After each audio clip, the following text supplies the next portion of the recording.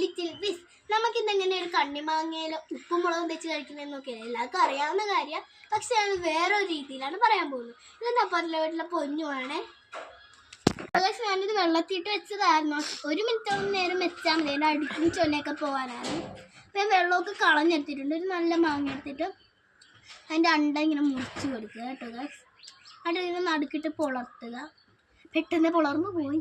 ഇതിൻ്റെ പരിപ്പ് ഇങ്ങനെ കളയുക. നിങ്ങളുടെ നാട്ടിൽ തന്നെ എന്തൊക്കെയാണ് പറയണമെന്ന് പറയണം. എൻ്റെ നാട്ടിൽ പരിപ്പ് എന്നാണ് പറയുന്നത്. ആ പരിപ്പ് ഇങ്ങനെ കളയുക. എന്നിട്ട് ഒരു മാങ്ങ ഒരു താഴെ ഇലയിൽ വെച്ചേക്ക്. ഇത് കല്ലുപ്പാണ്. നിങ്ങൾക്ക് ഏത് ഉപ്പ് വേണമെങ്കിലും എടുക്കാം. പൊടി ഉപ്പുണ്ടല്ലോ അതും എടുക്കാം. അതായത് ഞാൻ കല്ലുപ്പ് കുറച്ചിങ്ങനെ എടുത്തിട്ട് ഇവിടെ തേക്കുന്നുണ്ട്. അതുതന്നെ നമ്മുടെ മുളക് കൂടി നമ്മുടെ താരമല്ല, എരിഞ്ഞ് ചാവും. അത് വെച്ചിട്ടുണ്ട്. കുറച്ച് ഞാൻ എടുക്കുള്ളൂ.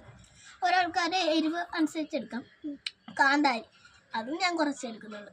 കുറച്ച് കൂടിപ്പോയത് ഞാൻ ഇത്ര എടുത്തു. ഇവിടെ ക്യാമറമാൻ പറയുന്നു കുറച്ച് കൂടിപ്പോയെന്ന് കേട്ടോ ഗൈസ്. ഞാനിങ്ങനെ വെച്ചിട്ട് അടക്കുന്നു. എന്നിട്ടൊന്ന് നമുക്ക് വേണമെങ്കിൽ ജസ്റ്റ് ഒന്ന് ഷേക്ക് ചെയ്യുക. നല്ലോണം അടച്ചുപിടിച്ചിട്ടുണ്ട് ഷേക്ക് ചെയ്യാൻ. എല്ലാം കൊണ്ട് താഴെ വരും. ഞാൻ കഴിച്ചിട്ട് 2 ലിറ്ററോളം വെള്ളം കുടിച്ചിട്ടുണ്ട്. നല്ല എരിവായിപ്പോയി ആദ്യമേ വെച്ചത്.